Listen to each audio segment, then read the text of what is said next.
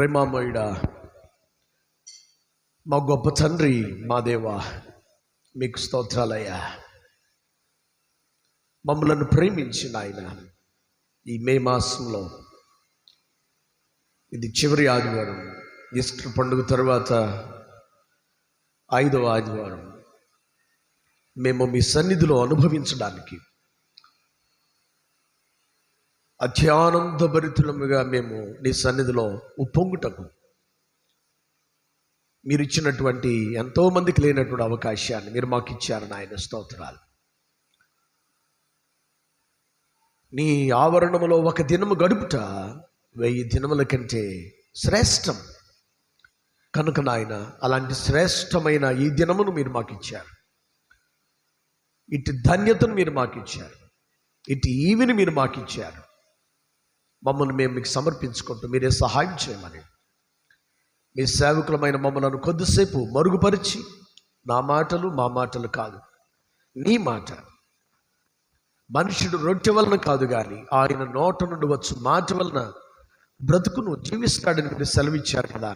అలాంటి నీ దివ్యమైన వాక్కు చేత మమ్మల్ని అందరినీ తృప్తిపరచుమని యేసుక్రీస్తు వారి యొక్క ఉన్నతమైన నామమును బట్టి ప్రార్థిస్తున్నాం తండ్రి. ఆమేన్, ఆమేన్. కూర్చున్నాం.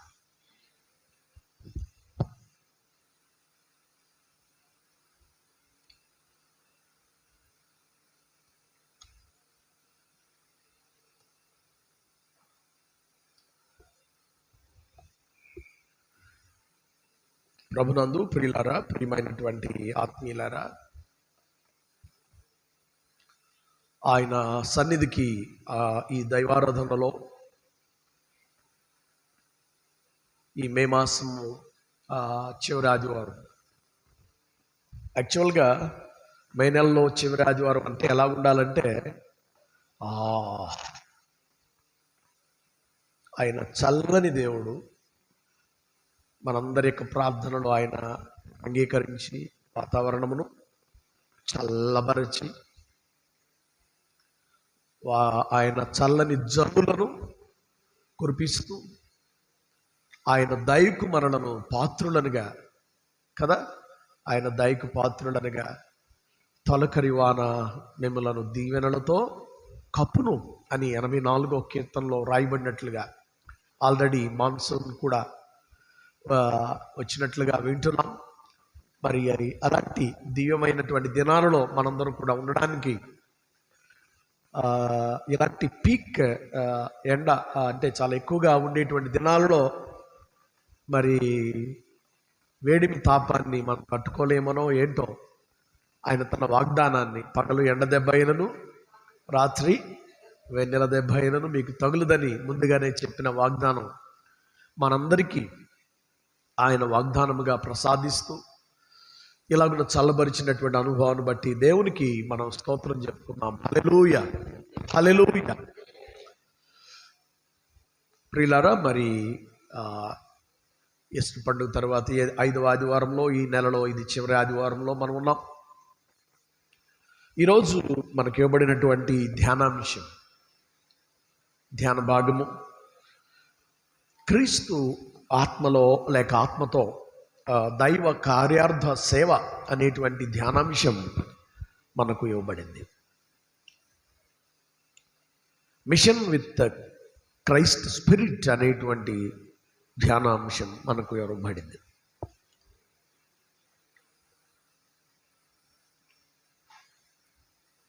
పునరుద్ధరణై తిరిగి లేచిన తర్వాత మన ప్రభువారు ఆయన తన శిష్యులకు, తన బిడ్డలకు, అందరికీ ఆయన తను తాను ఏం చేస్తున్నాడు, కనుపరుచుకున్నట్లుగా, ప్రత్యక్షపరుచుకున్నట్లుగా, తను తాను కనుపరుచుకొని రుజువుపరుచుకున్నట్లుగా మనము చూస్తూ ఉంటాం. ఈ బలమైనటువంటి మాటలను మనం వింటున్నప్పుడు ఆయన ఎంత ఆత్మీయుడో, ఎంత వాస్తవికుడో కొరింథీ సంఘానికి రాసినటువంటి మొదటి పత్రిక 15వ అధ్యాయము 4వ వచనం నుండి మనం చూసినట్లయితే 15వ అధ్యాయం 4వ లేఖనముల ప్రకారము ఆయన 3వ దినమున లేపబడెను. ఆయన కేఫాకును మరి తరువాత 12 కనబడెను. అటు పిమ్మట 500కు ఎక్కువైన సహోదరులకును ఒక సమయమందే కనబడెను. వీరిలో అనేకులు ఎప్పటి వరకు నిలిచి ఉన్నారు, కొందరు ఎదిరించరు.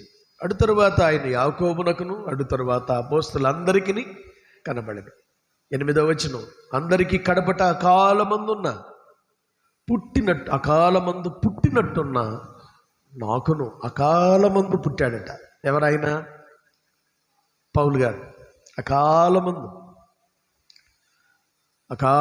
అంటే బహుశా నేను అనుకున్న ప్రీమెచ్యూర్డ్ బేబీ అంటారే, 9 నెలలు కాకుండా ముందుగానే పుట్టినవాడు, లేకపోతే అలాంటి వాడుగా అకాలమందు పుట్టినట్టున్న నాకును కనబడేది.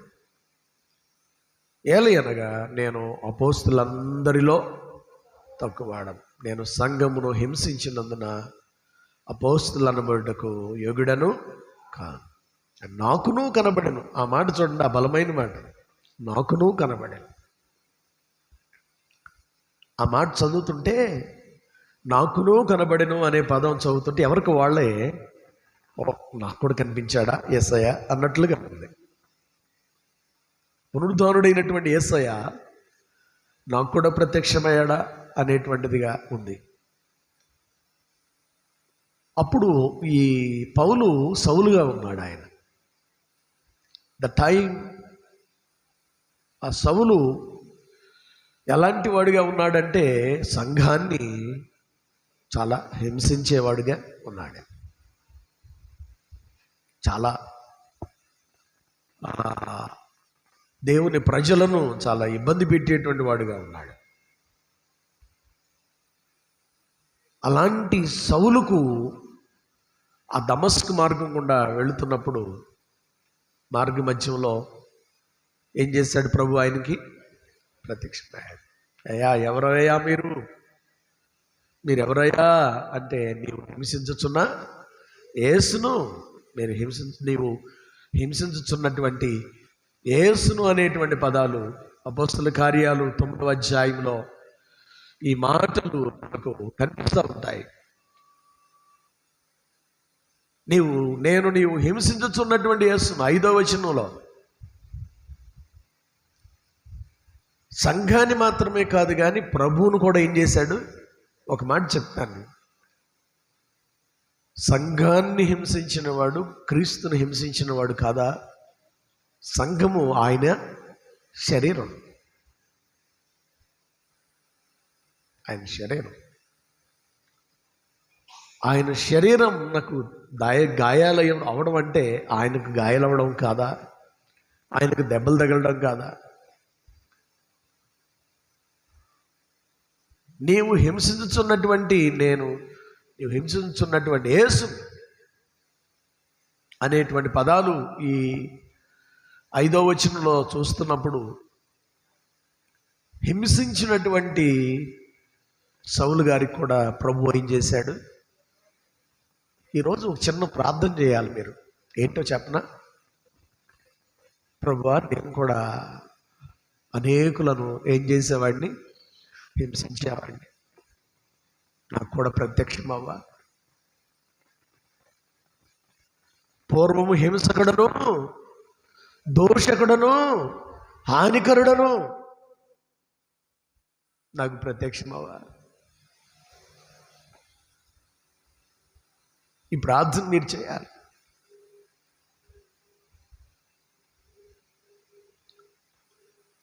ప్రత్యేకంగా ఈరోజు మనము జ్ఞాపకం చేసుకోవాల్సింది ఏంటంటే మిషన్స్ అంటే దైవ కార్యోన్ముఖత, దైవ కార్యార్థ సేవ అని ఇక్కడ అనువాదం చేశారు, లేక ప్రేషితోద్యమము అని చెప్పుకోవచ్చు. మిషన్స్ అనేటువంటి దానికి అర్థం ఏమిటి అనంటే, ఒక నిర్దిష్టమైనటువంటి ఒక పనిని నిర్వహించడానికి దానికి పంపబడ్డు. ఒక నిర్దిష్టమైనటువంటి పనిని గూర్చి, ఒక ఖచ్చితమైనటువంటి ఒక పనిని కంప్లీట్ చేయడానికి, దాన్ని నిర్వర్తించడానికి, దాన్ని నిర్వహించడానికి పంపబడ్డాం. అపోస్టెల్లో అన్నారు దాన్ని. అపోస్టెల్లో, దానిలో నుండే అపోస్తలులు అనే పదం బయటికి వచ్చింది. అంటే పంపబడిన వారు అని అర్థం. అంటే ఒక నిర్దిష్టమైనటువంటి ఒక పని నిమిత్తం, క్యాజువల్గా వాళ్ళు వచ్చినటువంటి వాళ్ళు కాదు, ఏదో ఊరికినే వచ్చిన వాళ్ళు కాదు, ఊరికినే పంపబడిన వాళ్ళు కాదు.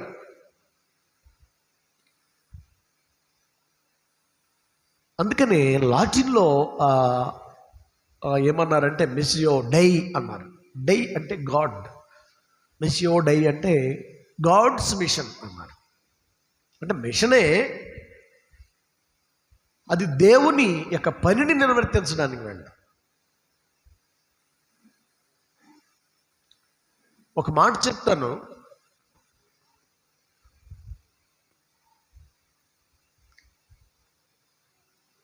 దేవుడు ఆయన తన కుమారుడైనటువంటి క్రీస్తు వారిని ఈ లోకానికి ఆయన్ని ఒక మిషనరీగా ఏం చేశాడు? పంపించాడు. అవునా కదా? ఒక ప్రత్యేకమైన నిర్దిష్టమైన పని నిమిత్తం పంపించాడు. ఒక పని నిమిత్తం పంపబడ్డాడు ఆయన.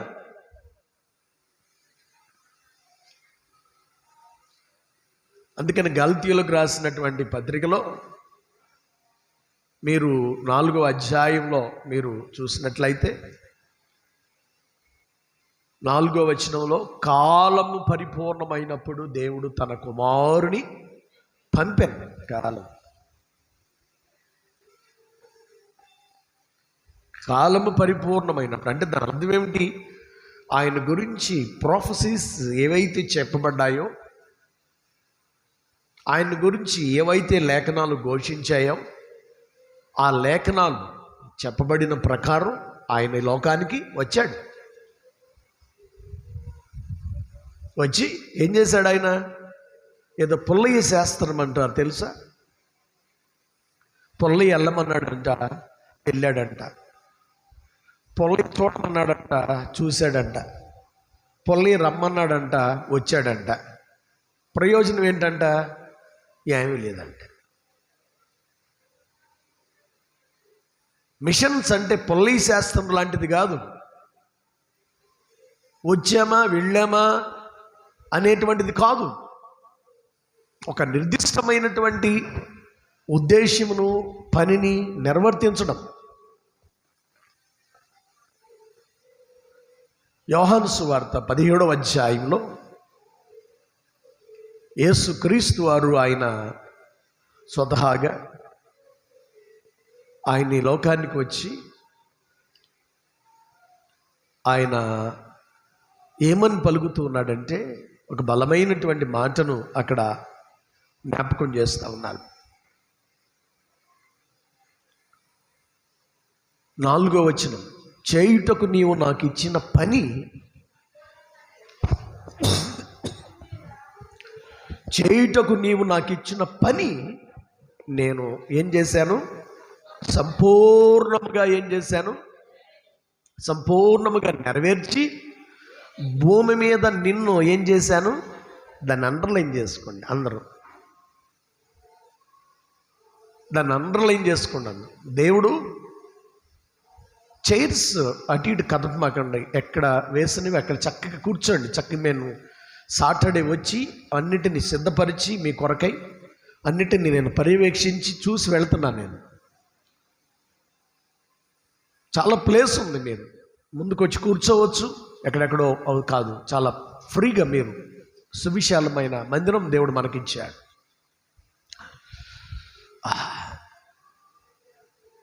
దేవుడు ఆయన్ని తన పని నిమిత్తం ఈ లోకానికి పంపించాడు. చేయుటకు తనకి ఇచ్చినటువంటి పనినట ఆయన సంపూర్ణంగా ఏం చేశాడు? నెరవేర్చాడు. ఇది చాలా బలీయమైనటువంటి వాగ్దానం. అంటే దేవుడు ఇది జీసస్ మిషన్. తన కుమారుడైనటువంటి క్రీస్తు వారిని లోకానికి పంపినప్పుడు ఆయన యొక్క మిషన్ని ఆయన సంపూర్తిగా నెరవేర్చాడు. మరి మన సంగతి ఏంటి? మరి నీ సంగతి ఏంటి? అంటే ఈ వాక్యాన్ని చదువుతున్నప్పుడు యేసయ్య నెరవేర్చాడు సరే, మరి నీ సంగతి ఏంటి? నా సంగతి ఏంటి? ఈనాడు మనుషులు ఎలాగుంటున్నారంటే, విశ్వాసం అండి ఎలాగుంటున్నారంటే, ఆరాధనకు వచ్చినప్పుడు ఆరాధికులాగా కనిపిస్తున్నారు. మళ్ళా బయట అన్యులు వచ్చినప్పుడు వాళ్ళ గుంపులో మళ్ళా అన్యుల గుంపులో అన్యాచారాలు. ఎట్లా ఇది?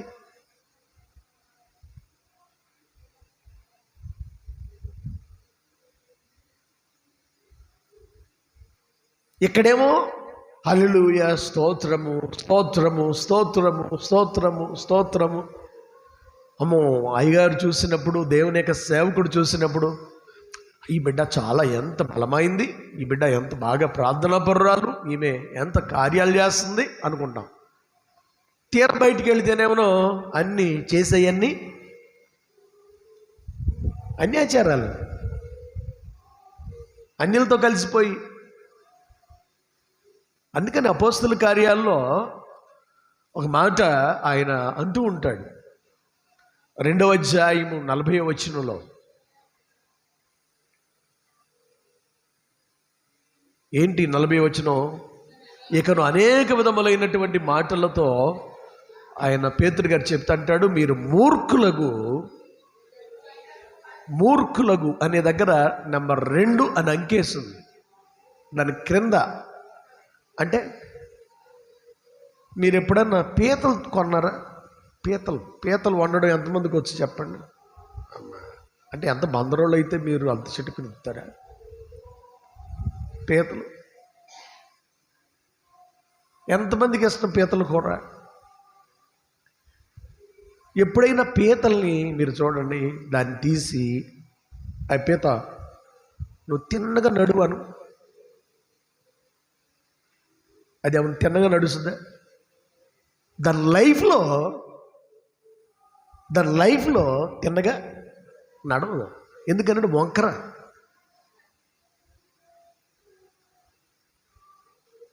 ఒకటి చెప్పాడు, అన్ని పీతల కంటే ఏంటంటే ఇండియా పీతలు చాలా ప్రమాదమైనవి అంట. ఏ పీతలు? ఇండియా పీతలు మరీ ప్రమాదమైనవి అంట. కారణం ఏంటంటే ఈ తిన్నగా నడవు, ఇంకోని నడవనేమో. ఈ ఇండియా పీతలట ఈ తిన్నగా నడవు, ఇంకోని నడవనేమో. అది మీరు మంచివాళ్ళండి, మీరు అట్లాంటి వాళ్ళు అది కాదు తినలేదు, మీరు అందరూ చాలా మంచివాళ్ళు. So you're all straightforward, so you're all good people of God, so you're all so good, మీరందరూ చాలా మంచివాళ్ళు.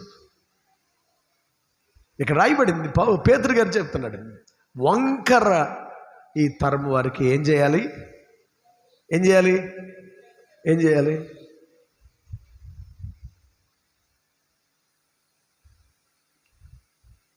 ఒకసారి ఒక సండే స్కూల్కి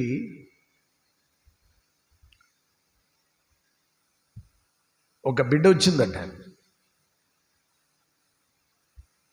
ఆ పాస్టర్ గారు ఆ పిల్లని చూసి ఇట్రా అన్నాడట. ఏంటి టక్కు టిక్కులు ఆడుతున్నావు నువ్వు, అటు ఇటు తిప్పుతున్నావు ఏంటి నువ్వు అన్నాడు. ఏంటి ఈ టక్కు టిక్కులు ఆట ఏంటి నీకు?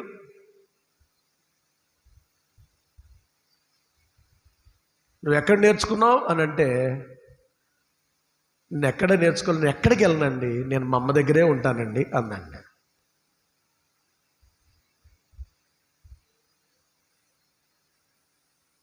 ఈ పిల్ల ఎక్కడ నేర్చుకుందంటే, ఎక్కడ? వాళ్ళ అమ్మ దగ్గరే. అంటే వాళ్ళ అమ్మ తూర్పుకి ఇటు గజం తిప్పుతారు కొంతమంది. క్రైస్తవులు చాలా ఎంత వినమ్రంగా నడవాలో, జీవితాలు కూడా అంత తిన్నగా ఉండాలి. జాగ్రత్త. బ్రతుకులు కూడా తిన్నగా ఉండాలి. మూర్ఖులకు ఈ తరము వారికి మనం ఏం చేయాలా? వేరే ఏం పొందాలి? రక్షించబడాలి.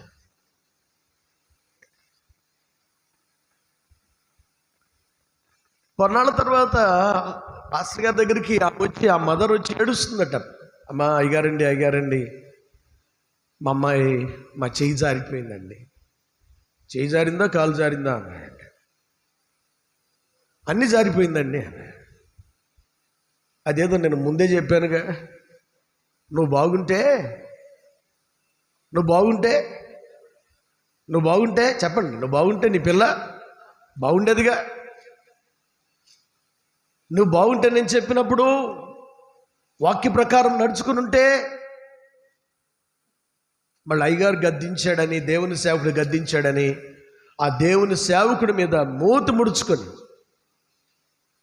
దేవుని సేవకుని మీద ప్రియబిడ్డలారా కక్ష కట్టిందై చాలా కాలం మాట్లాడలేదట. ఎహెచ్కేల్ గ్రంథంలో 16వ అధ్యాయంలో 44వ వచనం చూడండి. 44వ వచనం, 16వ అధ్యాయము 44వ వచనం. తల్లి ఎట్టిదో బిడ్డయు అటిదే. తల్లి ఎట్టిదో బిడ్డ అటిదే. ఎక్కడికి పోతాయి? తల్లి ఎటిదో బిడ్డ అటిదే. 44వ వచనం చూడండి. 16వ అధ్యాయం ఎహెచ్కేల్ గ్రంథం 16వ అధ్యాయం 44వ వచనం. సామెతలు చాలామంది రకరకాలైన సామెతలు చెప్పుకుంటారు కదా, వాళ్ళకి ఇది ఒక సామెత అనమాట. తల్లి ఎట్టుదో నీ బిడ్డ. నువ్వు పొలలెట్టేదానివి అయితే ఆవిడ పొలలెడతాను. నువ్వు టక్కు టిక్ అయితే అది టక్కు టిక్కే, డామ్ టకార్.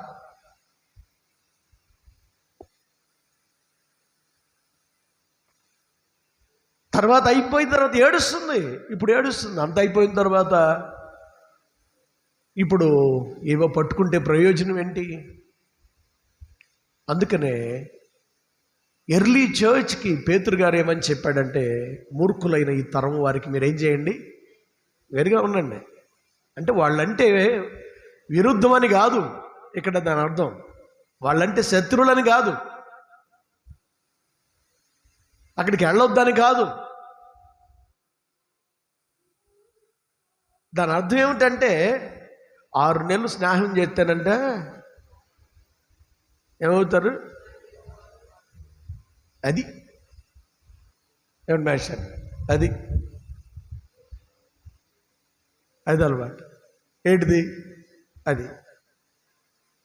చెప్పండి, ఏంటది? అదంటే ఏంటి?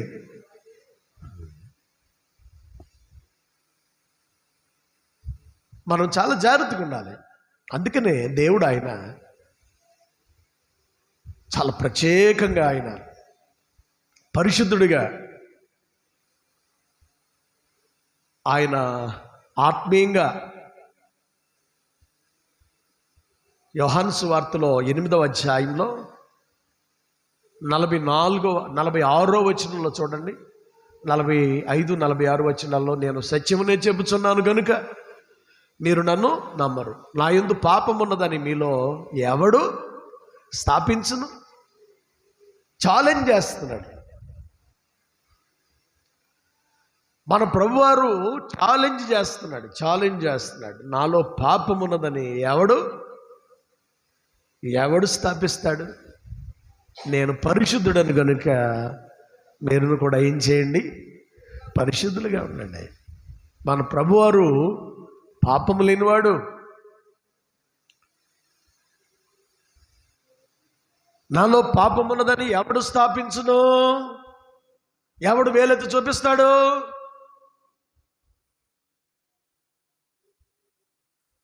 యేసు క్రీస్తులో పాపమున్నదని ఎవడు రుజువు చేయగలడు? దేవుడు తనకిచ్చినటువంటి పనిని అంత పరిశుద్ధంగా నిర్వహించాడు ఆయన, అంత పవిత్రంగా నిర్వహించాడు ఆయన.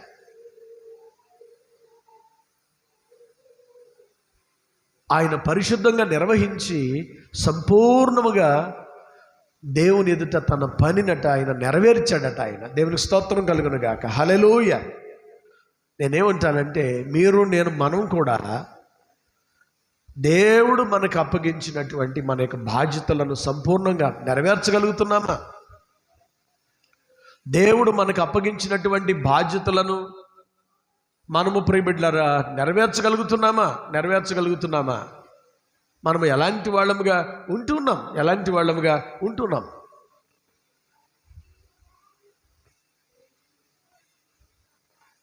ఈరోజు మనం గుర్తుపెట్టుకోవాల్సింది, ఇందాక సౌలును గురించి విన్నాం. అపోస్తలుల కార్యాల్లో 7వ అధ్యాయంలో మనం కానీ చూసినట్లయితే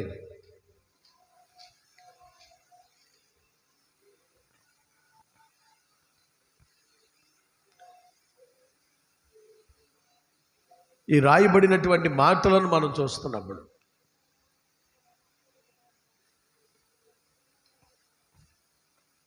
వారి మాటలని కోపముతో మండిపడి 54వ వచనం అతన్ని చూచి పండ్లు కొరుకిరి.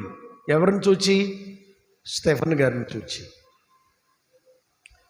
అయితే అతడు పరిశుద్ధాత్మతో నిండుకొనిన వాడై ఆకాశం వైపు తేరు చూచి దేవుని మహిమను, యేసు దేవుని కుడి పార్శ్వమందు నిలిచి ఉన్నాడు. పార్శ్వమందు ఏంటట?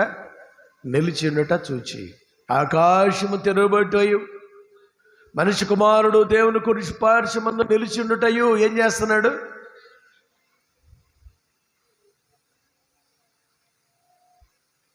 మార్క్స్ వార్తలోనికి మనం వెళదాం. మార్క్స్ వార్త చివరి అధ్యాయం చూడండి.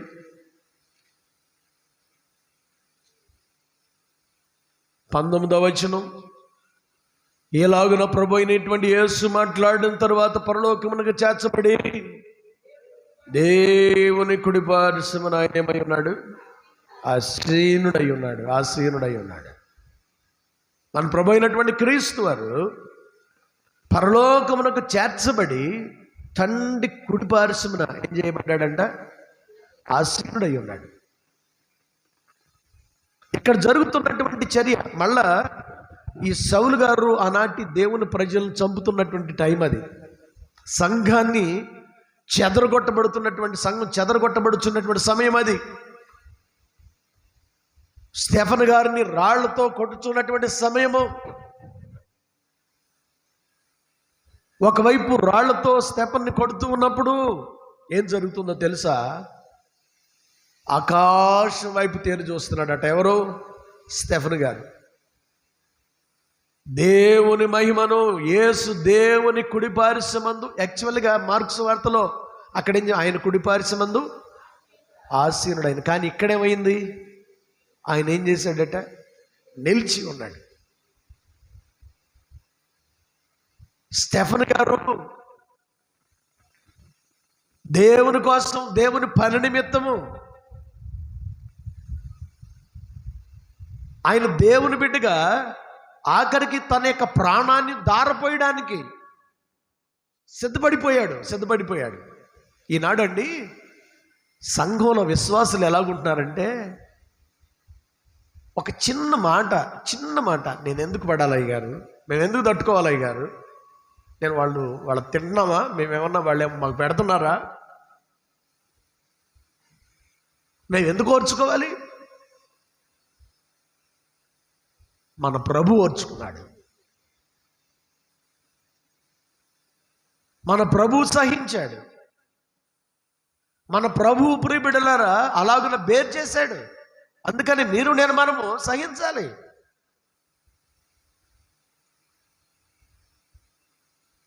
మనము ప్రభు వలె ఈ యేసు ప్రభు వారు ఆయన పునరుద్ధానుడై తిరిగి లేచి ఆయన తండ్రి కుడి పార్శ్వానికి వెళ్ళి ఆయన కూర్చున్న తర్వాత ఇక సంఘమంతా కూడా చెదరగొట్టబడుతున్నటువంటి తరుణం అది. బాగా ఇక కలవరముతో నిండిపోయినటువంటి సమయం అది. ఆ టైంలో ఏది మెస్సియాను గూర్చినటువంటి ఒక వాళ్ళు ఆ విజన్ వాళ్ళు చూస్తున్నటువంటి తరుణంలో స్టెఫను ఏంటంటే ఆఖరికి తన ప్రాణాన్ని దారిపోయడానికి రెడీ అయిపోయాడు, తన జీవితాన్ని దారిపోయడానికి సిద్ధమైపోయాడు. కింద మనం చూస్తూ ఉంటే 59వ వచనం చూడండి, 58వ వచనం. పట్టణం వెలుపలికి అతన్ని తీసుకొని వెళ్ళగొట్టి రాళ్ళు రువి ఎవరిని?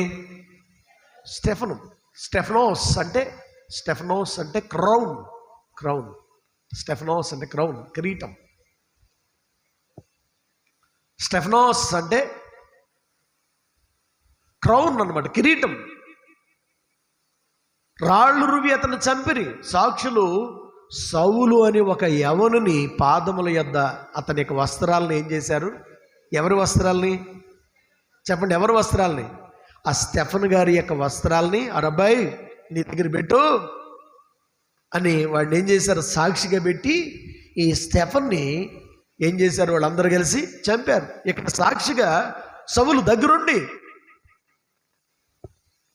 అక్కడ వాళ్ళు చెప్పినటువంటి వారిలో సాక్షిగా ఇతడు ఉంటున్నాడు. 59వ వచనం. ప్రభువును గూర్చి స్టెఫన్ అయితే మొర్రపెట్టుచు, యేసు ప్రభువా నా ఆత్మను చేర్చుకొనమని స్టెఫను పలుకుచుండగా వారు అతన్ని ఏం చేశారు? ఈనాడు ఇలాంటి ప్రార్థన 31వ కీర్తనలో నా ఆత్మను అప్పగించుచున్నానని ప్రభు వారు చేసినటువంటి ప్రార్థన. స్టెఫన్ గారు లాగా మీరు నేను మనం చేయవలసినటువంటి అనుభవం సంఘాల్లో కావాలి. ఇలాంటి పరిస్థితులు ఒకవేళ నీకు నాకు ఎదురైపోతున్నటువంటి దినాల్లో మనం ఉంటున్నాం. అందుకనే ధన్యతల్లో ఆయన కొండ మీద చేసినటువంటి ప్రసంగం ఈరోజు మత్తయి సువార్త 5వ అధ్యాయంలో చివరి 5వ అధ్యాయంలో చివరి ధన్యతను మనం చూస్తూ ఉంటాం. చివరిది ఏమిటి? నీతి నిమిత్తము హింసింపబడువారు ధన్యులు, పరలోక రాజ్యం వారిది. ఇప్పుడు స్టెఫన్ గారు ఎవరినన్నా దూషించి రాళ్ల చేత కొట్టబడ్డా? స్టెఫన్ గారు ఎవరినైనా చేయరాని కార్యం చేసి రాళ్లతో కొట్టబడ్డా? స్టెఫన్ గారు ప్రియబిడ్డలారా ఎవరినైనా ఒకవేళ పొడిచి, లేకపోతే తిట్టి, ఒకవేళ గాయపరిచి, ఒకవేళ రాళ్ళ చేత కొట్టబడ్డా? కాదు. నీతి నిమిత్తం దేవుని బిడ్డగా జీవించినందుకు ఆనాటి దినాలలో వాళ్ళు ఆ యొక్క 6వ అధ్యాయంలో మీరు చదువుకుంటే 6వ అధ్యాయం మొదటిలో ప్రియబిడ్డలారా మరి దేవునిని అక్కడ 3వ వచనం, సహోదరులారా ఆత్మతోను జ్ఞానముతోను నిండుకొని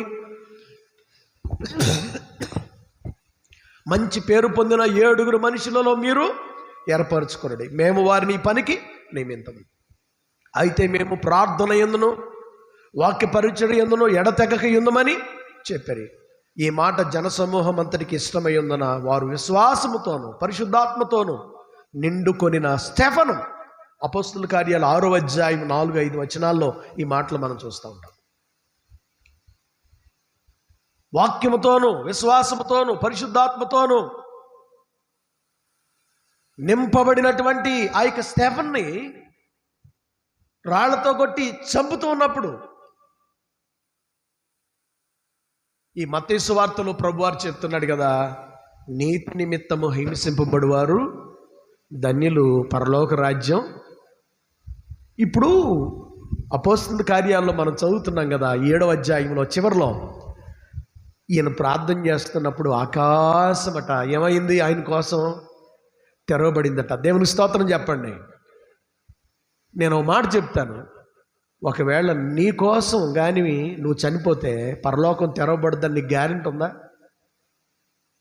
పాస్టర్ గారండి మా ఆయన గారి సమాధి మీద మంచి వాక్యం కావాలండి, మా ఆవిడ గారి సమాధి మీద మంచి వాక్యం కావాలండి. మంచి వాక్యం మీద నువ్వు పరలోకానికి వెళ్తావా? గ్రానైట్ వేస్తే పరలోకానికి వెళ్తావా? టైల్స్ వేస్తే పరలోకానికి వెళ్తావా? కాస్ట్లీగా నువ్వు సమాధి కట్టిస్తే పరలోకానికి వెళ్తావా? ఒకవేళ అయ్యగారిని బెదిరించవచ్చు, నువ్వు వెళ్తావా? నువ్వు వెళ్తావా? స్టెఫన్ గారు దేవుని కోసం నిందలైన, హింసలైన, అవమానాల్ని ప్రియబిడ్డలారా ఎన్నైనాను ప్రియబిడ్డలారా వాటిని భరిస్తూ దేవుని వాక్యములో నేను మనము చూస్తూ ఉంటాం. రోమీలకు రాసినటువంటి పత్రికలో పౌలు గారు కొన్ని విషయాల్ని అక్కడ జ్ఞాపకం చేస్తూ ఉంటాడు. రోమా సంఘానికి రాస్తూ ఒక బలమైనటువంటి విషయాల్ని, హెచ్చరికలను కొన్నిటిని చేస్తూ ఉంటాడు. మనము గుర్తుపెట్టుకోవాలి. వాటిని మనము ప్రియబిడ్డలారా జాగ్రత్తగా వాటిని నెమరు వేసుకోవాలి. మనము వాటన్నిటినీ ఎంతగానో మనము గుర్తుపెట్టుకోవాలి. అందుకనే 8వ అధ్యాయంలో చూడండి, 8వ అధ్యాయం 38వ వచనం, మరణమైనను, రోమీలకు రాసిన పత్రిక 8వ అధ్యాయం 38వ వచనం, మరణమైనను, జీవమైనను, దేవదూతలైనను, ప్రధానులైనను, ఉన్నవి అయినను, రాబోవి అయినను, అధికారులైనను, ఎత్తైనను, లోతైనను, సృష్టింపబడిన మరి ఏదైనను మన ప్రభు అయిన క్రీస్తు యేసునందలి దేవుని ప్రేమ నుండి మనలను ఎడబాపునేరు. ఎన్ని శ్రమలు వచ్చినా సరే స్టెఫను వల్లే దేవుని కోసం ధైర్యంగా నిలబడినప్పుడు నేనేమంటాను తెలుసా, every person is a machinery.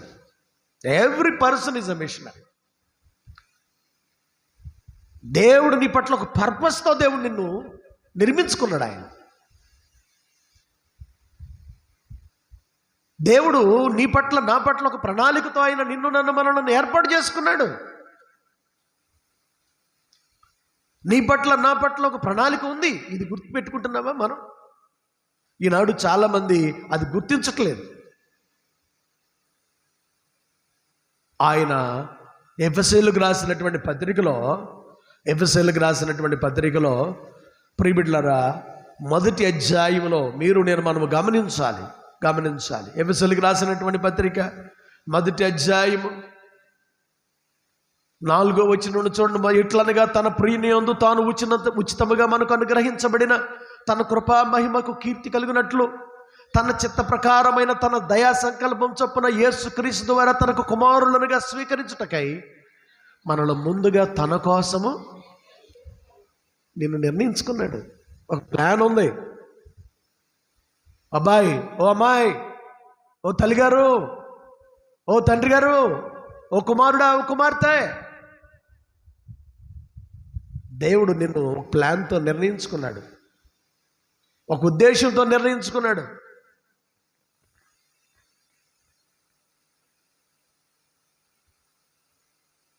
అక్కడ రాయబడినటువంటి మాట చూడండి. ఇంకా మనము తన ఎదుట పరిశుద్ధులమును నిర్దోషులమై ఉండవాలని జగత్తు పునాదు వేయబడక మునిపే ప్రేమ చేత ఆయన క్రీస్తును మనలను ఏర్పరచుకున్నాడు.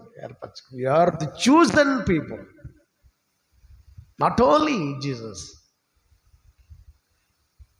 So that he created man and women his own image. దేవుడు నిన్ను, మనలను అందరినీ కూడా తన పోలికలో చేసుకున్నాడు. ఆయన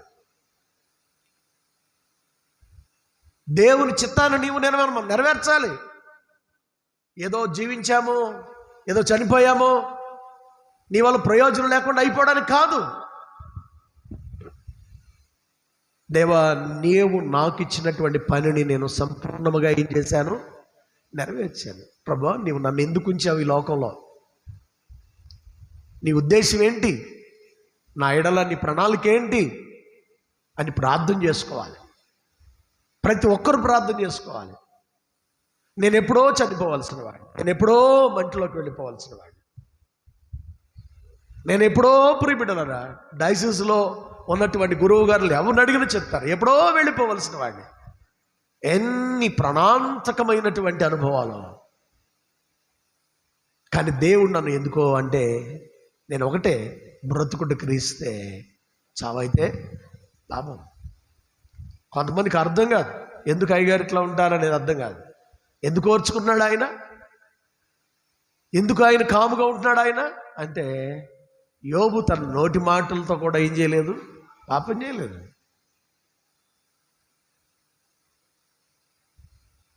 నోటి మాటలను బట్టి కూడా దేవుడు విమర్శలోకి తెస్తాడు.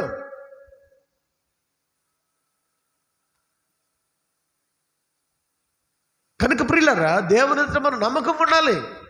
దేవుడు మనకు అప్పగించిన ఒక తండ్రిగా నీవు దేవుని పనిని నెరవేర్చుటలో, నీ కుటుంబాన్ని రక్షించుకొనుటలో, నీ బిడ్డలను రక్షించుకొనుటలో, నీతో పాటు నీ ఇరుగు వారిని, నీ పొరుగు వారిని రక్షించుకొనుటలో, వాళ్ళ దేవుని యొద్దకు నడిపించుటలో. అందుకని ఈరోజు కొరకైనటువంటి సువార్త లేఖన భాగం, మత్తయి సువార్త 28వ అధ్యాయం, ఈరోజు లేఖన భాగం చివరి అధ్యాయం 28వ అధ్యాయంలో 16వ వచనం నుండి 11 మంది శిష్యులు యేసు తమకు నిర్ణయించిన గలిలయలోని కొండకు ముందుగానే చెప్పాడు, అబ్బాయి నేను మీకంటే ముందుగా ఎక్కడికి వెళ్తున్నాను, గలిలయకి వెళ్తున్నాను. మార్కు సువార్త 16వ అధ్యాయము 7వ వచనంలో ఈ మాట కనిపిస్తుంది. మార్కు సువార్త 16వ అధ్యాయము 7వ వచనంలో ప్రియబిడ్డలారా ఈ మాట అక్కడ కనిపిస్తుంది. మీరు వెళ్ళి మీకంటే ముందుగా గలిలయలోనికి వెళ్ళుచున్నాడు ఆయన మీతో చెప్పినట్టు అక్కడ మీరు ఆయనను చూతుడని ఆయన శిష్యులతో పేతురుతోనూ చెప్పాడు. ఆయన చెప్పినట్టే ఎక్కడికి వెళ్ళాడు, గలిలయ వెళ్ళాడు. ఆ గలిలయలోని కొండ, ఆ కొండ దగ్గరికి వెళ్ళి ఆ కొండ మీద ప్రసంగం చేస్తే చివరిగా వాళ్ళతో మాట్లాడుతున్నాడు. అబ్బాయ్ ఏమంటున్నాడు, దీన్ని గ్రేట్ కమిషన్ అన్నారు. గ్రేట్ కమిషన్ శిష్యులతో మాట్లాడుతున్నాడు. ఆ గలిలయకి తీసుకుని వెళ్ళి యేసు ప్రభు వారిని లోకానికి పంపించినప్పుడు దేవుడు తనకు అప్పగించినటువంటి పనిని సంపూర్తిగా నెరవేర్చాడు. ఇక్కడ ఆయన ఏర్పరచుకున్నటువంటి తన శిష్యులను కూడా తను నిర్ణయించినటువంటి చోటుకి వాళ్ళందరూ రమ్మని చెప్పి, ఆ గలిలయలోని ఆ కొండకు వాళ్ళని రమ్మని చెప్పి, వారందరూ అక్కడికి వచ్చిన తర్వాత వాళ్ళతో మాట్లాడుతున్నాడు. 19వ వచనం చూడండి. కాబట్టి మీరు వెళ్ళి మీరు సమస్త జనులను, ఫస్ట్ మీరు వెళ్ళాలి. ఏం చేయాలి, వెళ్ళాలి. You have to go. ఏంటి వెళ్ళిపోవడం అంటే దాని అర్థం ఏమిటి, ఎక్కడికి వెళ్ళాలి, దేనికోసం వెళ్ళాలి, ఏ పని నిమిత్తం వెళ్ళాలి, the purpose of coming or going ఏంటి మనం గ్రహిస్తున్నామా? ఇది మీరు వెళ్ళి అబ్రహామును గురించి మీరు చదివితే గల్తీలకు రాసినటువంటి పత్రికలు అన్నట ఒక మంచి మాట ఉంటుంది అక్కడ. గల్తీలకు రాసినటువంటి పత్రికలో 3వ అధ్యాయంలో, గల్తీలకు రాసినటువంటి పత్రిక 3వ అధ్యాయంలో 3వ అధ్యాయం 8వ వచనం, దేవుడు విశ్వాస మూలముగా అన్యజనులను నీతిమంతులుగా తీర్చునని లేఖనమును ముందుగా చూచి నీ యందు అన్యజనులందరూ ఆశీర్వదింపబడుదురని అబ్రహామునకు సువార్తను ముందుగా, అబ్రహాముకే ముందు ఏం చేశాడు, సువార్త చెప్పాడంట. ఎక్కడ, 12వ అధ్యాయంలో, 12వ అధ్యాయం ఆదికాండంలో, నీ యందు అన్యజనులందరూ కూడా ఏం చేయబడతారు, నీ యందు అన్యజనులందరూ కూడా ఏం చేయబడతారు. ఆ 8వ వచనం చివరి భాగం చూడండిరా. నీ యందు, అక్కడ గల్తీలకు రాసిన పత్రిక 3వ అధ్యాయం 8వ వచనంలో, నీ యందు అన్యజనులందరూ కూడా ఏం చేయబడతారు, ఆశీర్వదించబడుదురని అబ్రహామునకు సువార్తను ఏం చేస్తున్నాడు. దేవుడు నీకు నాకు సువార్తను ఎందుకు ప్రకటిస్తున్నాడంటే, దేవుడు నిన్ను నన్ను మనలను ఎందుకు ఈ లోకానికి పంపించాడంటే, ఎందుకు ఏర్పరచుకున్నాడంటే, మన ద్వారా అనేక మంది అన్యజనులు నీ ద్వారా ఏం చేయబడాలి, రక్షించబడాలి. నీ ద్వారా అన్యజనులు అనేక మంది రక్షించబడాలి. నీ ద్వారా అన్యజనులు అనేక మంది దీవించబడాలి. ఆదికాండంలో ఈ 12వ అధ్యాయంలో 3వ వచనం చూడండి. ఇప్పుడు ఆదికాండం 12వ అధ్యాయం 3వ వచనంలో అక్కడ నిన్ను ఆశీర్వదించు వారిని ఆశీర్వదించదను, నిన్ను దూషించు వారిని శాపించదను. భూమి యొక్క సమస్త వంశములు యందు ఏం చేయబడతాయి? అబ్రహామునకు దేవుడిచ్చాడు.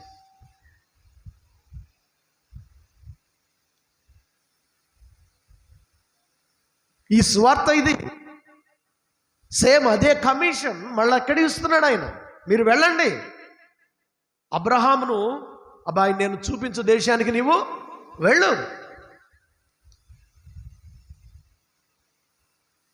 అయ్యా మరి మా అమ్మ నాన్నయ్య వాళ్ళు విడిచిపెట్టి నేను ఎట్టగెళ్ళాలయ్యా, మరి నా సంసారం ఏంటయ్యా, మరి నా సంగతి ఏంటయ్యా? కొంతమంది దేవుని మీద డిపెండ్ అవ్వరు, వెళ్ళాలి.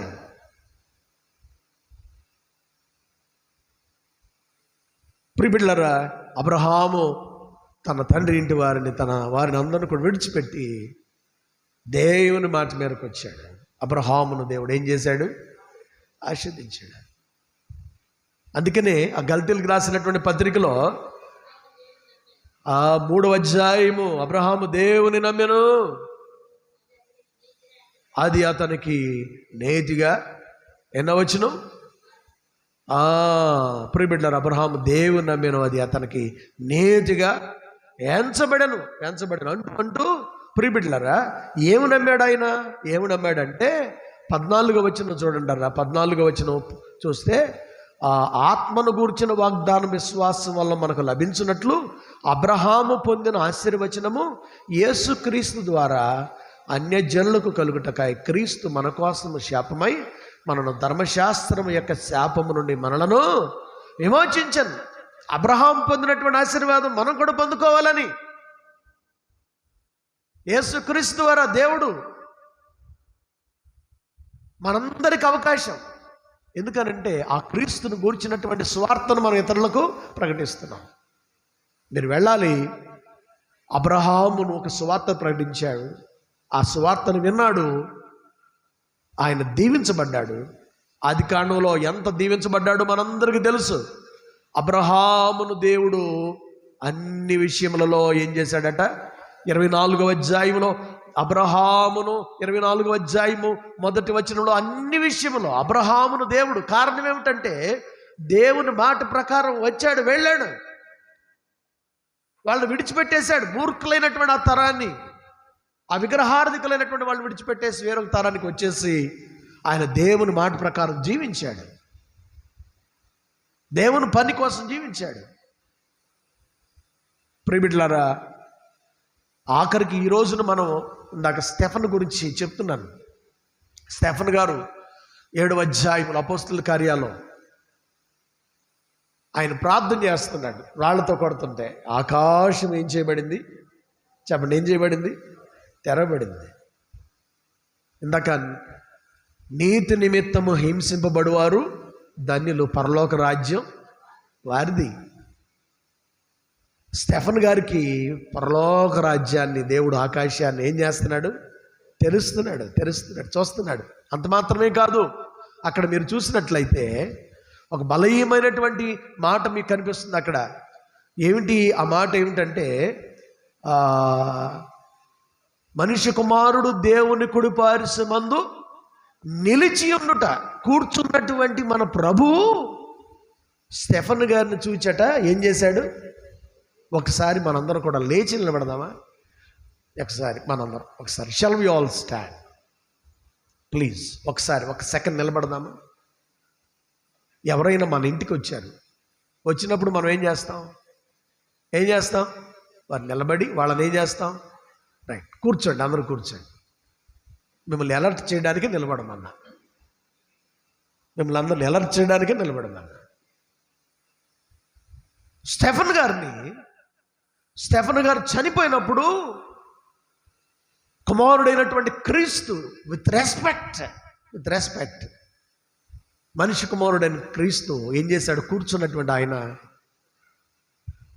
దేవుని కోసం, అరే నేను ఎలాగైతే ఈ లోకానికి వచ్చి నా ప్రాణాన్ని ధారపోయడానికి సిద్ధపడ్డానో అలాగే ఈయన కూడా హింసలను, నిందలను, అవమానాలను భరిస్తూ ఈ రాళ్లతో కొడుతున్నప్పటికీ తండ్రి ఈ పాపమును వీరి మీద మోపకమని ప్రార్థన చేస్తున్నాడే. వాళ్ళ ఆ స్టెఫన్ను చూచి ప్రభువారట లేచి రెస్పెక్ట్తో నిలబడ్డాడట. దేవుని స్తోత్రం చెప్పండి. యేసయ్య మరి నిన్ను చూసి నిలబడాలంటే మరి నువ్వేం చేయాలి? నువ్వేం చేయాలి చెప్పండి? రారా రా అని అందామా? ఈనాడు ఎలాంటి వ్యక్తిత్వాలు చూడండి, ఈనాడు సంఘాల విశ్వాసాలు చూడండి. మార్పేది అయ్యగారు, మాకు లాట్ ఆఫ్ ఎక్స్పీరియన్స్ అయ్యగారు, చాలా అనుభవం ఉంది అయ్యగారు. ఏంటి అనుభవం? స్టెఫన్ చనిపోయినప్పుడు మనిషి కుమారుడే లేచి నిలబడి తన రెస్పెక్ట్ని కనపరుస్తున్నాడు. ఎంత గొప్ప ధన్య జీవితము. హల్లెలూయా, హల్లెలూయా, హల్లెలూయా. దేవుని కోసం తన రక్తాన్ని, తన ప్రాణాన్ని, తన జీవితాన్ని దారిపోస్తున్నప్పుడు, తను సమర్పించుకుంటున్నప్పుడు, ఇందాక ఒక మాట నేను ఆల్టర్లో కూర్చున్నప్పుడు ఒక విషయం, ఫిలిప్పీలకు రాసినటువంటి పత్రికలో ఇంకో క్యారెక్టర్ నాకు గుర్తొచ్చింది. ఫిలిప్పీలకు రాసినటువంటి పత్రికలో ఈ మాట చెప్పేసి నేను ముందుకు వెళ్ళిపోతాను, ప్రియబిడ్డలారా, ముగించేస్తాను. ఫిలిప్పీలకు రాసిన పత్రిక 2వ అధ్యాయము 25వ వచనం చూడండి. 25వ వచనం, మరియు నా సహోదరుడును జత పనివాడును నా తోటివాడును మీ దూతయు నా అవసరమునకు ఉపచరించువాడునైనా ఎపఫ్రొదితు మీ వద్దకు పంపుట అగత్యమని ఇక్కడ పౌలు గారు ఫిలిప్పీలో ఉన్నటువంటి వాళ్ళ దగ్గరికి ఒక వ్యక్తిని ఏం చేస్తున్నాడు? పంపిస్తున్నాడు. సెండింగ్ ఎపఫ్రొదితు అనేటువంటి ఆయన. దేవుడు తన యొక్క సేవకుల్ని సంఘంలోకి పంపిస్తూ ఉంటాడు. ఇక్కడ కూడా ఎపఫ్రొదితుని పౌలు గారు వీళ్ళ మధ్యలోనికి పంపిస్తున్నాడు. ఎలాంటి వాడుగా? ఒక సహోదరుడిలాగా, జత పనివాడిలాగా, తోటి యోధుడిలాగా, ఒక దూతలాగా, నా అవసరమునకు ఉపచరించువాడునైనా ఎపఫ్రొదితును మీ యొద్దకు పంపుట అగత్యం, అంటే తప్పనిసరిగా అవసరం. ఇది కంపల్సరీ, అవసరమని, అగత్యమని నేను అనుకుంటుని. అతడు రోగి ఆయనని మీరు వింటిరి కనుక అతడు రోగిస్తాడనమాట. బలహీనత ఉంది. రోగంతో ఉన్నప్పుడు ఎపఫ్రొదితుని, అబ్బాయి, ఓ ఎపఫ్రొదితు, ఆ ఫిలిప్పీ సంఘానికి వెళ్ళాలయ్యా అంటే, అదే నేనైతే ఏం చేస్తానంటే, అయ్యా నాకు కాలు ఇరిగిపోయిందయ్యా, నాకు బాగుండలేదయ్యా, నేను వెళ్ళనయా. ఎప్పుడు నేను బిషప్ గారితో కూడా నేను ఎప్పుడు అనలేదు. మన కూడా ఈ మధ్యకాలంలో నేను కలిసి తండ్రి గారితో very humbly I cited with him. తండ్రి గారు, ఐఎమ్ వర్కింగ్ దే.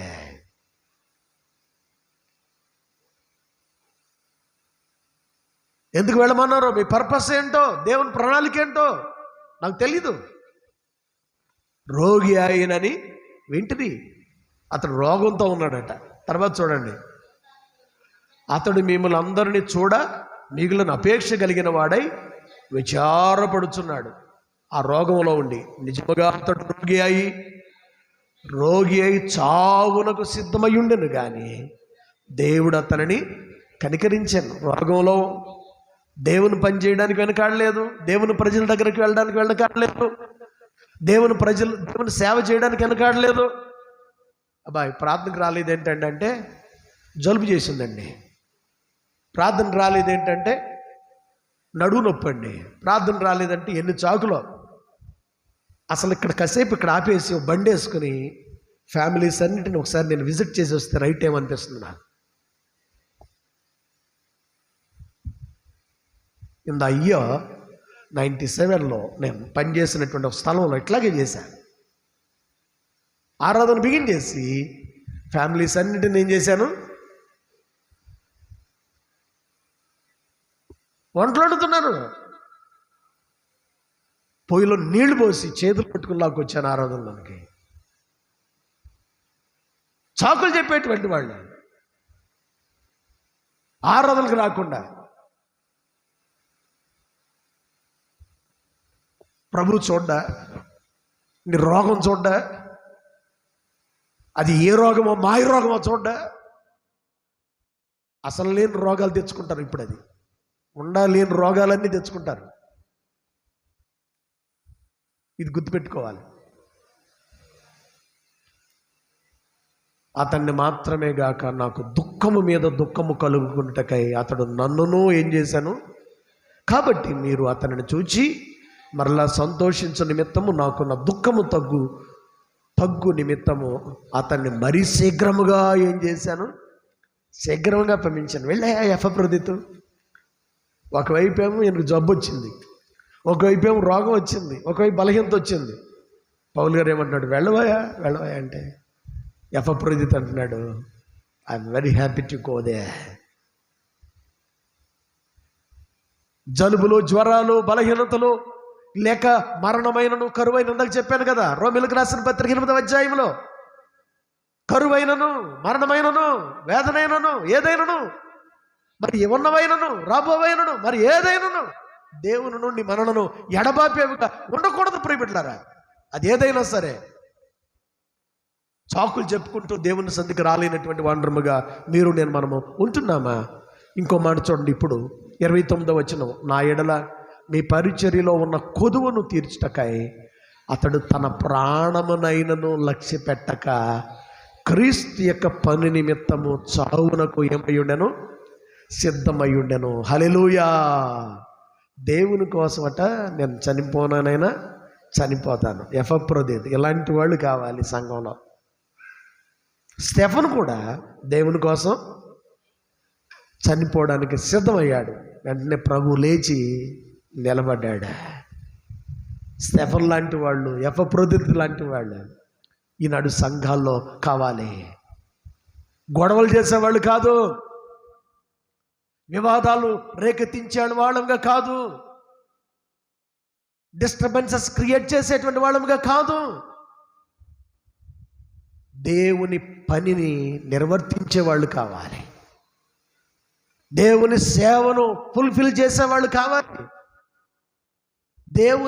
దేవుడు మనకు అప్పగించినటువంటి పనిని నిర్వర్తించి, దేవా నీవు నాకు అప్పగించినటువంటి పనిని సంపూర్ణంగా నేనేం చేశాను, నెరవేర్చాను. వీళ్ళు కావాలి. వాళ్ళు ఎప్పుడైతే కనబడతారో ప్రభు వాళ్ళు కనపడగానే పక్కని ఏం చేస్తాడట, ఆయన లేచి నిలబెడతాడు. హల్లెలూయా. ఇందాక నేను మిమ్మల్ని అందరినీ నిలబెట్టానే, నేను ఒక మాట చెప్తాను, నీ కొరకై నా కొరకై మన ప్రభు వారు ఏం చేశాడు, ప్రాణం పెట్టాడు. మరి ఇక్కడికి వచ్చి మనం పూర్వదినాల్లో బెంచెస్ లేవు, పూర్వదినాల్లో ఇట్లాంటి ఇవి లేవు. అందరూ ఎక్కడ కూర్చునేవాళ్ళు. ఇప్పుడు బెంచీలు వచ్చినా మోకాళ్ళ నొప్పులు తప్పల, బెంచీలు వచ్చినా నడువు నొప్పులు తప్పల, బెంచీలు వచ్చినా హార్ట్ ప్రాబ్లం తప్పల. ఆ రోజుల్లో ఏమీ లేవు. ఎంత దీర్ఘాయుష్మంతులో. అయ్యగారండి, అయ్యగారు, అమ్మా మరియమ్మా అని పిలవగానే చటుక్కులు లేచి నిలబడేవాళ్ళు. ఇప్పుడు నిలబడాలంటే 10 మంది కావాలి లేపడానికి మనల్ని. దేవుని సేవకుడు కనిపించిన ప్రక్కనున్న ఆయన వెళ్తాళ్లే. నేను ఈ మధ్యన చూశాను, నేను నన్ను చూసి చూడనట్టుగా తప్పుకున్నారు. ఏడ్చాను. దేవుడు నీతిమంతుల కన్నీళ్లు బుడ్డిలో బట్టి ఉంచుతాడు. సెల్ ఫోన్ కట్టేశారేమనుకున్నారు, కట్టేయలేదు. ఒక ఫ్యామిలీ అనకూడని మాట అనేసారు, వినేసాను. నేను 15 days ఏడ్చాను. నేను 15 రోజులు ఏడ్చాను. I cried.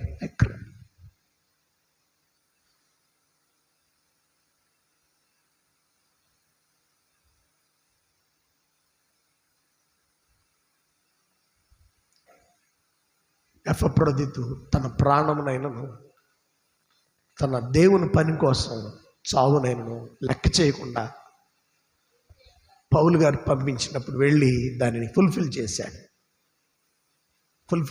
ఎఫ్రదీతు. సంఘంలో మరి నీవు నేను మనం ఎలాగున్నాం? మత్తయి సువార్తలో ఈరోజు శిష్యుల్ని కూడా ప్రభు వారు పంపిస్తున్నాడు. మీరు వెళ్ళండి, వెళ్ళి సమస్త జనులను శిష్యులుగా చేయండి. సమస్త జనులను నా శిష్యులుగా చేయండి. Great commission. దేవుని పని నెరవేర్చండి.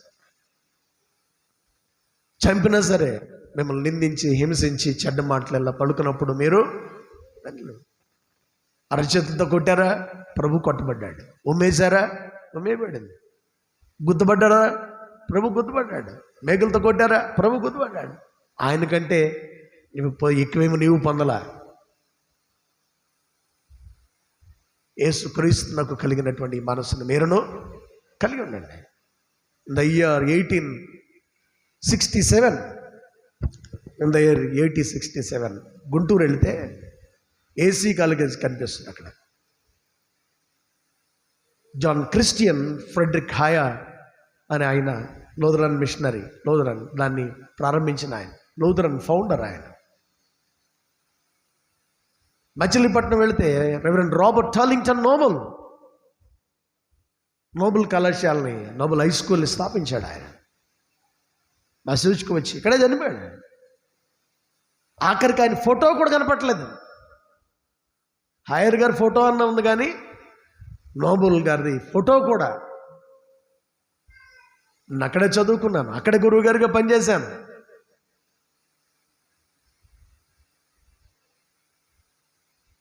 ఇన్ ద ఇయర్ 1867లో ఎడిన్బరో ఆయన, ఈ హయర్ గారు స్కాట్లాండ్ వెళ్ళాడు.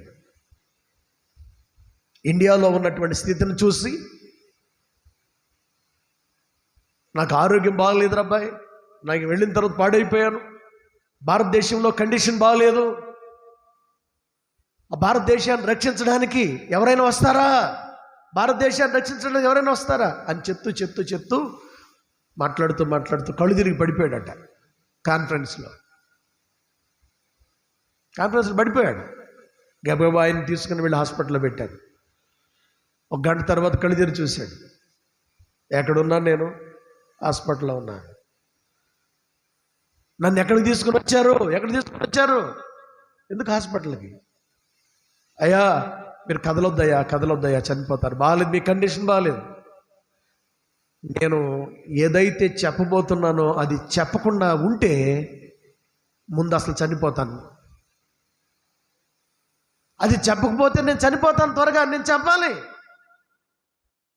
వాళ్ళందరూ ఒత్తిడి చేస్తుంటే గబగబా ఆ స్ట్రెచ్చర్ మీద ఆయన మోసుకొని ఏం చేశారంటే ఆ కాన్ఫరెన్స్ దగ్గరికి గబగబా మళ్ళా తీసుకుని వచ్చారు. స్కాట్లాండ్ దేశస్తులారా, భారతదేశాన్ని, అక్కడ ఉన్నటువంటి ఆ యొక్క ప్రజలను వాళ్ళని రక్షించడానికి ఇప్పటికే నేను ఆల్రెడీ కొన్ని సంవత్సరాలు పనిచేశాను. మీరెవరైనా వెళతారా? వెళ్తారా? ఎవరిలో స్పందన కనపట్టలేదు. అక్కడ ఉన్నటువంటి పాస్టర్స్ అందరినీ హెచ్చరిక చేస్తున్నాడు. పాస్టర్ గారు, మీ సంఘంలో ఉన్న విశ్వాసుల్ని దయతో ప్లీజ్ ఈ గుంటు పనిలో ఉన్నటువంటి వాళ్ళని రక్షించడానికి ఎవరైనా ముందుకు వస్తారా రక్షించడానికి అని ఆయన ప్రశ్న వేస్తుంటే ఎవరిలో చలనం లేదు. ఆయన అన్నాడట, ఆయన ఒకవేళ మీలో ఎవరికి చలనం రాకపోతే, ఒకవేళ నేనే వెళతాను, నేను అక్కడ బ్రతుకుకుపోయినా, నేను వాళ్ళ కోసం బ్రతుకుకుపోయినా కనీసం వాళ్ళ కోసం చనిపోతాను. నేనే వెళతాను. నేను వారి కోసం అక్కడ బ్రతకకపోయినా కానీ అక్కడికి వెళ్ళి వాళ్ళ కోసం నేనేం చేస్తాను? ఇక్కడ ఎఫ్రొదితు కూడా దేవుని పని నిమిత్తము ఏమై ఉన్నాడు? అతడు దేవుని పని నిమిత్తము అతడు చావునకు సిద్ధమై ఉండెను. ఫిలిప్పీలకు రాసిన పత్రిక 2వ అధ్యాయం 30వ వచనంలో.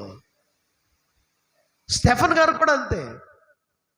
దేవుని అంగీకరించినప్పుడు అతడు చావు ఎదురైనప్పటికీ ప్రార్థన చేసుకుంటూ సిద్ధపడ్డాడు, పారిపోలేదు. ఆకాశాన్ని దేవుడు తెరిచాడు. మనిషి కుమారుడు కూర్చున్నటువంటి ఆయన లేచి స్టెఫన్ చూచి ఏం చేస్తున్నాడు? ప్రియబిడ్డలారా, నేను ఒక విషయాన్ని జ్ఞాపకం చేస్తున్నాను. ఈ లోకంలో నేను వస్తే ఒకవేళ పలానా కలెక్టర్ గారు లేగలేదేంటండి, పలానా మినిస్టర్ గారు లేగలేదేంటండి, పలానా ప్రెసిడెంట్ గారు లేగలేదేంటండి అని లోక సంబంధమైన ఆమె లేగలేదేంటండి, ఏమి లేగలేదేంటండి, వాడు నన్ను పట్టించుకోలేదు అనుకుంటున్నావు కాదు. కానీ నువ్వు దేవుని పని చేయి, నువ్వు దేవుని కోసం జీవించు, నీ కోసం ప్రభు నిలబడతాడు. దేవుని స్తోత్రం కలుగును గాక. మనుషులు నీకు నిలబడకపోవచ్చు, మనుషులు నీకు రెస్పెక్ట్ ఇవ్వకపోవచ్చు. మిషనరీ లోకానికి వచ్చి వాళ్ళు ఏమన్నా ఆస్తులు సంపాదించుకున్నారా, అంతస్తులు సంపాదించుకున్నారా? ఇప్పుడున్నటువంటి ప్రజెంట్ ట్రెండ్ చూస్తుంటే ఆయన తర్వాత మళ్ళీ వాళ్ళ పిల్లోడు, వాళ్ళ పిల్లోడు తర్వాత మళ్ళీ వాళ్ళ పిల్లోడు, మళ్ళీ వాళ్ళ పిల్లోడు తర్వాత మళ్ళీ వాళ్ళ పిల్లోడు, జనరేషన్ టు జనరేషన్ బ్లెస్సింగ్స్.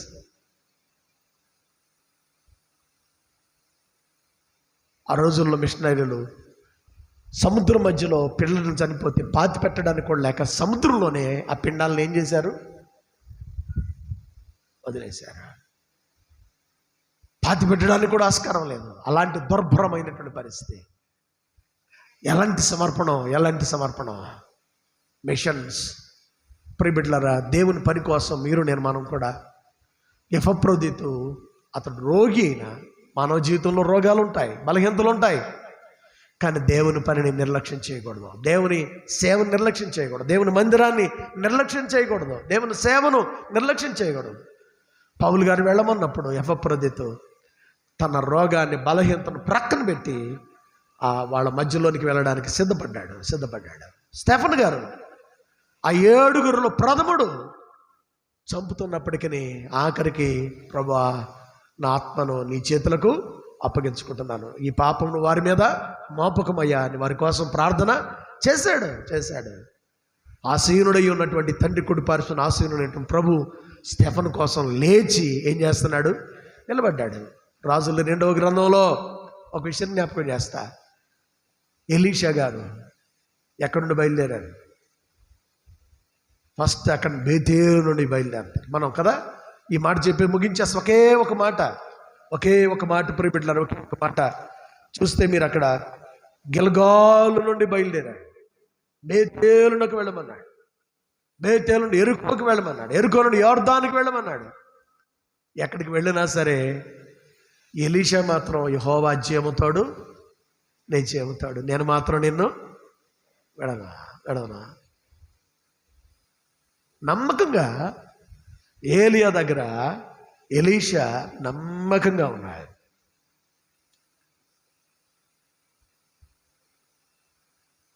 అరబాయ్, నువ్వు విడిచిపెట్టవయ్యా, నా మాట విని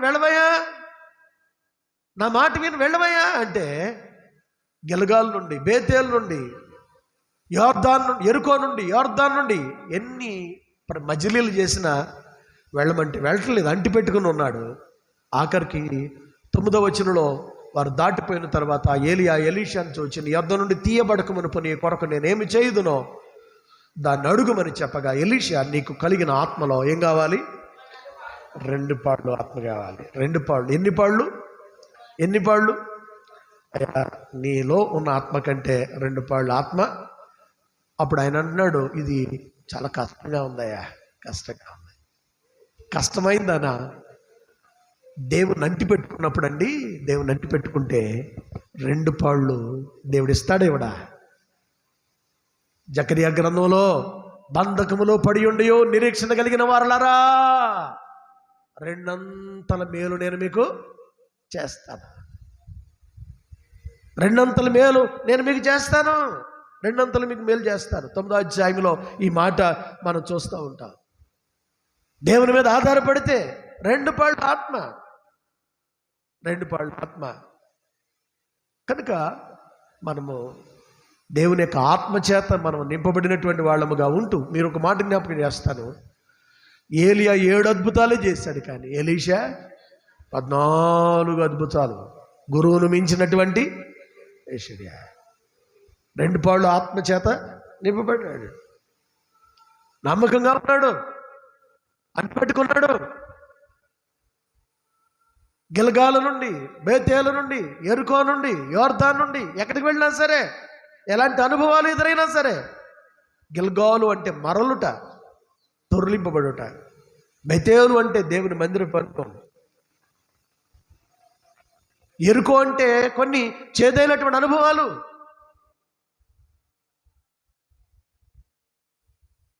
యోర్దాను అంటే మరణం. ఇలాంటి అనుభవాలు ఎదురవుతాయి. ఆయనను దేవుని అంటి పెట్టుకున్నప్పుడు దేవుడు 2 గంటల ఆత్మను దేవుడు మనకిస్తాడు. హల్లెలూయా. అయ్యా నేను నీ పని చేస్తానయ్యా, నీ పని చేస్తాను. నాకు చెప్పానే ఈ ఫ్రెడరిక్ హైయర్ గారు, మీరు ఒకవేళ రాకపోతే నేనే వెళతాను. నేను వాళ్ళ కోసం బ్రతకపోయినా వాళ్ళ కోసం నేను చనిపోతాను. ఎప్పుడైతే ఆ మాట చెప్పాడో వెంటనే అనేక మంది యవనస్తులు భారతదేశానికి వెళ్ళడానికి సిద్ధపడ్డారట ప్రియులారా. హల్లెలూయా, హల్లెలూయా. కనుక ప్రియులారా, మీరు నేను మనం దేవుని పని చేయడానికి సిద్ధపడదామా? కళ్ళు మూసుకోండి, ప్రార్థన చేసుకుందాం. కళ్ళు మూసుకోండి, ప్రార్థన చేసుకుందాం. దయగలిగిన మా తండ్రి, స్టెఫన్ను చూసి మీరు నిలబడ్డారయ్యా. ఎంత రెస్పెక్ట్ అయ్యా. స్టెఫన్ అంటే ఎంత రెస్పెక్ట్ నాయన. స్టెఫన్ అంటే ఎంత గౌరవం ప్రభువా. అవును నాయన, ఆఖరికి నీ కోసం ప్రాణం పెట్టడానికి సిద్ధపడ్డాడు. రాళ్లతో కొట్టబడుతున్నప్పటికీ, హింసించబడుతున్నప్పటికీ, దూషించబడుతున్నప్పటికీ, ప్రాణం పోతున్నప్పటికీ, రక్తం ఏరులై ప్రవహిస్తున్నప్పటికీ, యేసు ప్రభువా నా ఆత్మ నీకు అప్పగిస్తున్నానయ్యా, ఈ పాపం వారి మీద మోపొద్దని ప్రార్థన చేశాడు. అలాంటి శిష్యులు కావాలి, ఇలాంటి విశ్వాసులు కావాలి, ఇలాంటి మిషనరీలు కావాలి. తిరుగుబాటుదారులు కాదు ప్రభువా.